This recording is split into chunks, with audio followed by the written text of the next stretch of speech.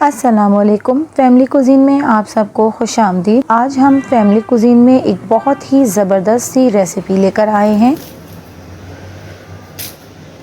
जैसा कि आजकल फैमिली कुजीन में रमज़ान सीरीज़ चल रही है, तो उसी हवाले से आज ये बहुत ही लजीज हमने रेसिपी तैयार की है, जो कि है चिकन से बनाई गई कचौरियाँ। बहुत ही खस्ता क्रिस्पी हम ये कचौरियाँ घर पर तैयार करेंगे और आप इनके अंदर बनी लेयर्स को बखूबी देख सकते हैं। लेयर दर लेयर यानी कि परत परत इसकी अलग है। तो बहुत ही ज़बरदस्त ये रेसिपी होने वाली है। आपने इस रेसिपी को इफ्तार में अपने दस्तरखान पर ज़रूर रखना है। यकीन जानिए ये सभी को बहुत ज़्यादा पसंद आने वाली है। तो ये ज़बरदस्त रेसिपी बनाने के लिए वीडियो को आखिर तक ज़रूर देखिएगा, ताकि रेसिपी का कोई भी पार्ट आपसे मिस ना हो सके और आपकी रेसिपी भी परफेक्ट बने जैसे कि मेरी बनी है। तो चलिए जल्दी से रेसिपी को शुरू करते हैं। यहाँ पर मैंने 2 कप मैदा छान कर ले लिया है। हस्बे जायका नमक ऐड करेंगे। 3 टेबल स्पून यहाँ पर मैं घी ले रही हूँ। इन तीनों चीजों को अच्छी तरह से मैदे के साथ हमने मिक्स कर लेना है। तो जब भी आप कभी समोसे, कचौरी या इस किस्म की और दूसरी चीजें बनाएं, तो उसमें ये स्टेप बहुत जरूरी है। तो यहाँ पर हम मुट्ठी दबाकर इसको हाथ में लेकर देखेंगे। अगर ये मैदा इकट्ठा हो रहा है तो हमारा मैदा बहुत परफेक्टली तैयार हो गया है। अब हम इसमें थोड़ा थोड़ा पानी डालकर इसे गूंद लेंगे। एक बहुत सख्त ही डो हमने इसकी बनानी है। सॉफ्ट डो हम इसकी नहीं बनाएंगे, वरना हमारी कचौरियाँ खस्ता नहीं बनेंगी। अगर हमारी डो नरम हो जाती है तो फिर हमारी कचौरियाँ एक पापड़ जैसी सख्त बन जाएंगी। बिल्कुल भी इसमें खस्ता सा क्रिस्पीपन नहीं आएगा। तो यहाँ पर हमने सख्त सी डो तैयार कर ली है।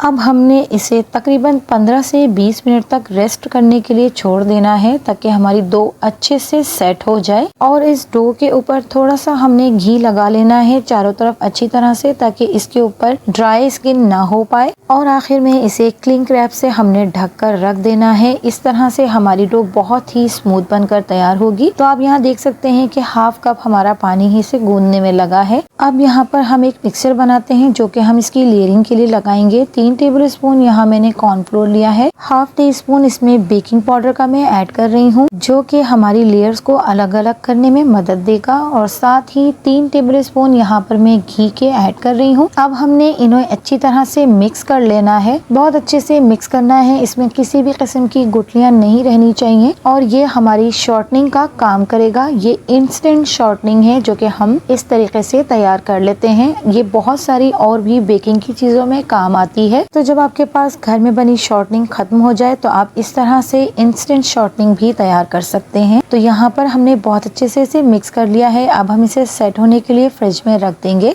इतनी देर में हम यहाँ पर चिकन की फिलिंग तैयार कर लेते हैं। 1 टेबल स्पून मैंने कुकिंग ऑयल ऐड किया है। 2 अदद बड़े साइज की प्याज हम इसमें ऐड करेंगे और इसे हमने अच्छे से फ्राई कर लेना है। प्याज को हम यहाँ पर डार्क ब्राउन नहीं करेंगे और ना ही हम इसको अधकचरा करेंगे। थोड़ी सी खड़ी प्याज हमने इसमें छोड़नी है। तो तकरीबन 2 से 3 मिनट तक हमने ऑयल में प्याज फ्राई किया है। और 2 टेबल स्पून मैं इसमें लहसुन अदरक का पेस्ट ऐड कर रही हूँ। और अब हम इसे लहसुन अदरक के पेस्ट के साथ भी फ्राई करेंगे तकरीबन 2 मिनट तक। तो 2 मिनट कंप्लीट हो गए हैं। प्याज हमारी रेडी हो गई है। अब हमने बारीक बारीक चंक्स की शक्ल में काटी हुई चिकन इसमें ऐड कर देनी है। आप देख सकते हैं यहाँ पर मैंने इतने छोटे छोटे साइज में इस चिकन को काट लिया है। आप चाहें तो यहाँ पर कीमा भी चिकन का यूज कर सकते हैं। तो अब हमने इसे प्याज के साथ चिकन को अच्छे से फ्राई कर लेना है और हम इन्हें इतनी देर तक पकाएंगे जब तक के प्याज और चिकन का पानी ड्राई नहीं हो जाता। यहाँ पर मैं 4 से 5 सब्जी इलायची चॉप करके 1 टेबल स्पून कुटी हुई मिर्चें,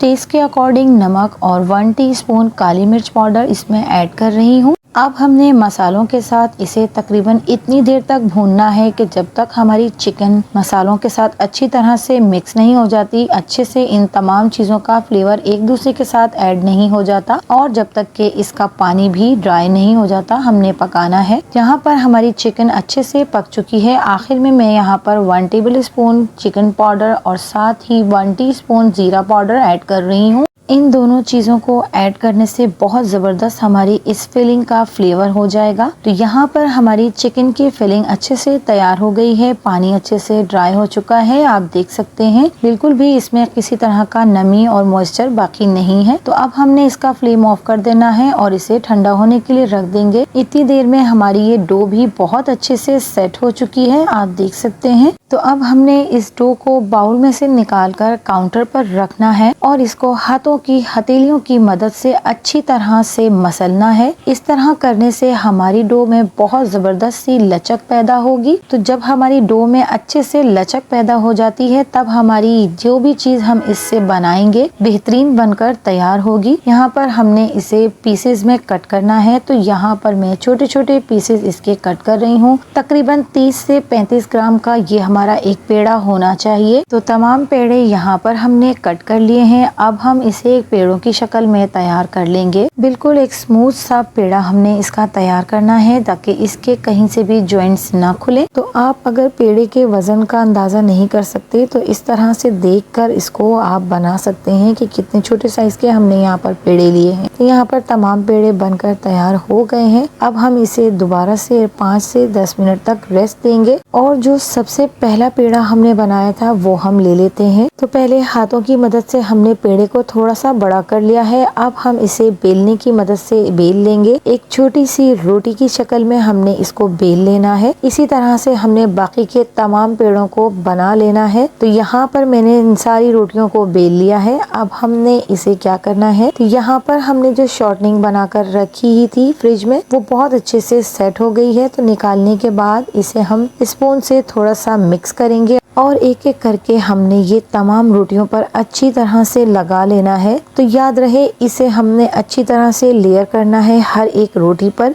तो इस शॉर्टनिंग को अगर हम अच्छी तरह से तमाम डो पर लगाएंगे तो इससे हमारी कचौरियाँ बहुत शानदार, बहुत ज़बरदस्त बनेंगी। एक एक लेयर हमारी इसी से अलग अलग बनकर निकल कर आएगी।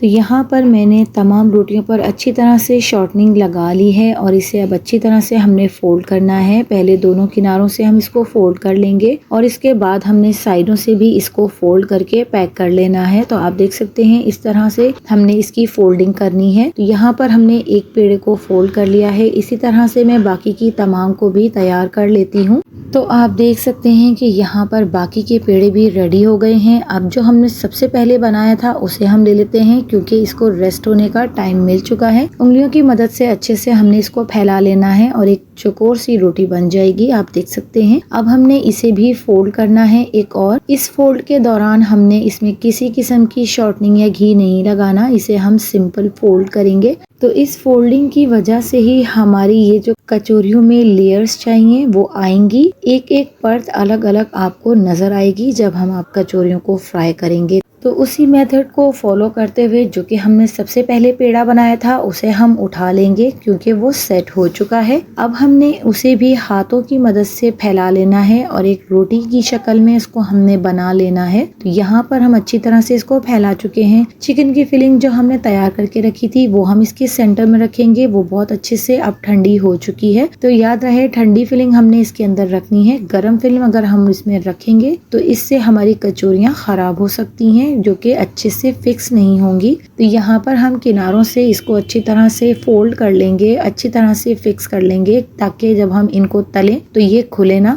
लेकिन अमूमन तेल में जाने के बाद जब हम इसे धीमी आंच पर पकाते हैं तो कचौरियाँ अक्सर खुल जाती हैं। तो यहाँ पर हमने इसका पेड़ा बना लिया है, यानी कि कचौरी तैयार कर ली है। अब हम इसको फ्राई करने की तरफ जाएंगे। बाकी की तमाम कचौरियाँ भी हम यहाँ पर रेडी कर चुके हैं। इनमें से अब हम एक कचौरी उठाएंगे और हथेली की मदद से इसको हमने कचौरी की शेप में फैला लेना है। तो यहाँ पर मैं गरम ऑयल में इन कचौरियों को नहीं डालूंगी क्योंकि अगर हमने इन्हें गरम ऑयल में डाला तो ये अंदर से कच्ची रह जाएंगी और ऊपर से इनका कलर बहुत तेजी के साथ आ जाएगा। तो यहाँ पर हमने इसको धीमी आंच पर पकाना है ताकि ये लेयर लेयर खुले और अंदर तक से ये अच्छी तरह से पक जाए। तो आप देख सकते हैं कि धीमी आंच पर हम पकाते हुए इसको ये फ्लोट करती हुई आपको नजर आ रही हैं। तो जैसे ही इनका कलर चेंज होगा हमने इनकी साइड्स को चेंज कर लेना है और आप देख सकते हैं कि ये एक कचौरी हमारी खुलना शुरू हो गई है। तो वो कोई ऐसी टेंशन की बात नहीं है, ये अक्सर हो जाता है, लेकिन इसकी फिलिंग जो है वो अंदर से बाहर की तरफ नहीं आई है, ये बहुत अच्छी बात है।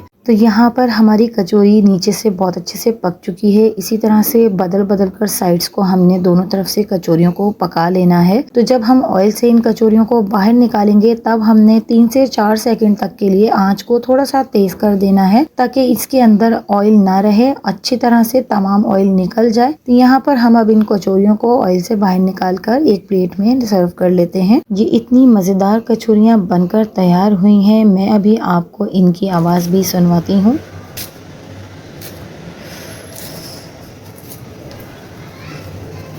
तो आपने सुना कितना क्रिस्पी और कितनी ज़बरदस्त इसकी आवाज़ है और आप देख सकते हैं कि इसके अंदर कितनी अच्छे से लेयर्स भी आई हैं। तो ये हमारी बहुत ज़बरदस्त क्रिस्पी कुरकुरी खस्ता कचौरियाँ बनकर तैयार हो गई हैं। आपने भी इन्हें इस रमज़ान के मौके पर तैयार करना है। इफ्तार में ये सभी को बहुत पसंद आने वाली हैं और यकीन जानिए ये बहुत टेस्टी और बहुत ज़बरदस्त बनकर तैयार हुई थी। तो आप भी मेरी इस रेसिपी को ज़रूर ट्राई कीजिएगा और कमेंट्स के ज़रिए अपना फीडबैक मुझे ज़रूर दीजिएगा और मेरी इस रेसिपी को अपने फैमिली और फ्रेंड्स में ज़्यादा से ज़्यादा शेयर भी कीजिएगा। तो अगर आपको मेरी वीडियोस और मेरी रेसिपीज़ पसंद आती हैं तो मेरे चैनल को लाइक, शेयर एंड सब्सक्राइब कीजिए। मिलती हूँ किसी नई वीडियो नई रेसिपी के साथ। अल्लाह हाफिज़।